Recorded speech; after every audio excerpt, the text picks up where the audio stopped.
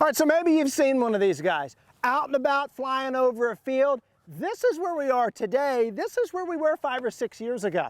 We're using these guys to complement efforts that are going on out in the field, maybe to take a look and see where your crops might not be doing so well. And I want to introduce you to a gentleman that knows a few things about monitoring crops and precision ag, and that's Extension Precision Ag Specialist, Dr. Simmer Verk. Hey, Doc. Hey, nice to meet you, Nick. It's so good to meet you and spend some time with you. So we started with these a few years ago. Yep. You were just working on a drone here, and we look at this progression here.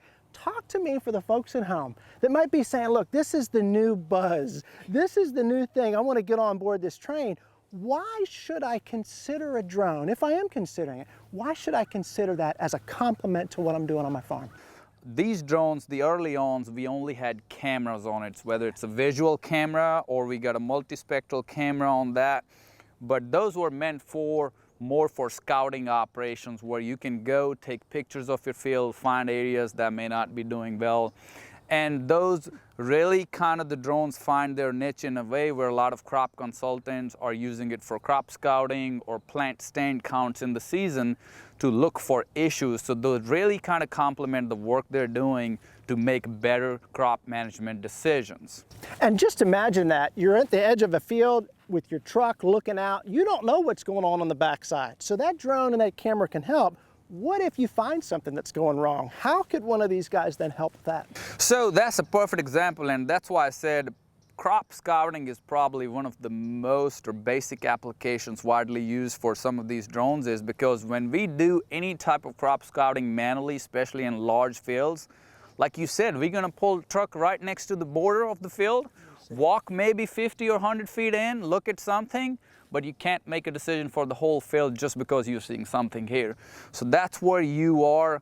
If you have a drone, something like this, you fly up there, look at the whole field from one perspective and see where everything's going on, and it helps you guide to where to go in the field to ground truth or to see, look up that closely and make those decisions. And Simmer, I just want to show, so something like this I want to get into next with you in the next part, but there is a tank on this. There are chemicals in that. I want to talk next with you about how we would use something like this, precision ag, to go in and treat some of those smaller areas when a tractor with a boom sprayer might not be possible. So if it's all right with you, let's go there next.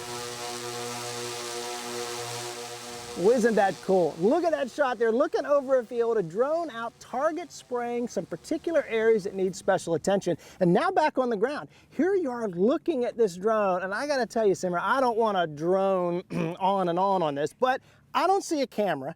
I do see some different features on this thing. Where does this fit in to the world of ag?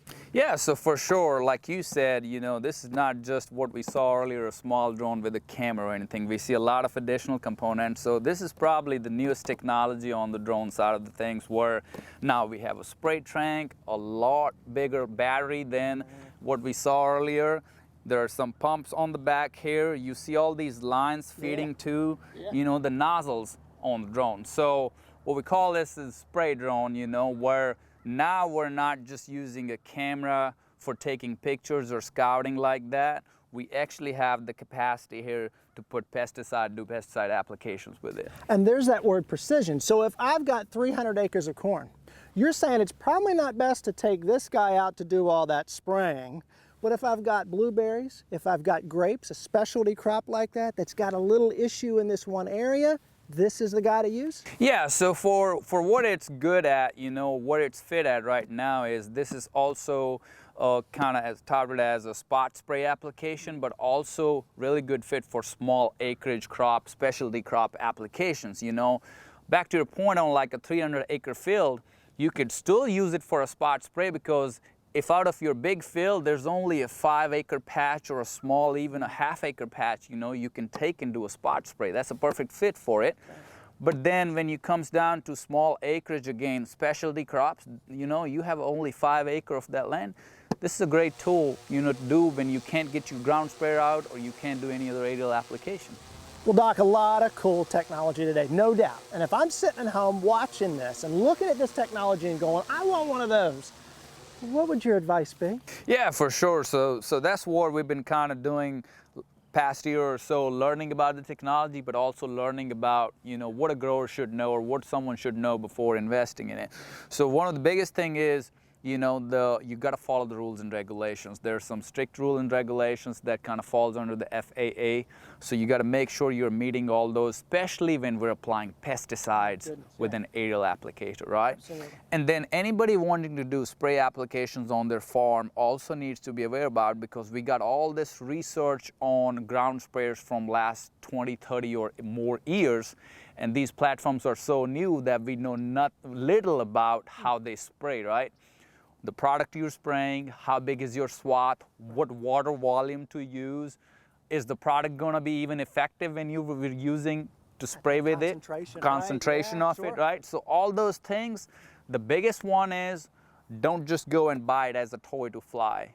You got to think about where this technology can help you on your farm. Do you get in those situations every year where you think this would come in handy and you're able to make timely applications? Yeah, and there's that idea about involving Extension. I always try to make a call out to Extension.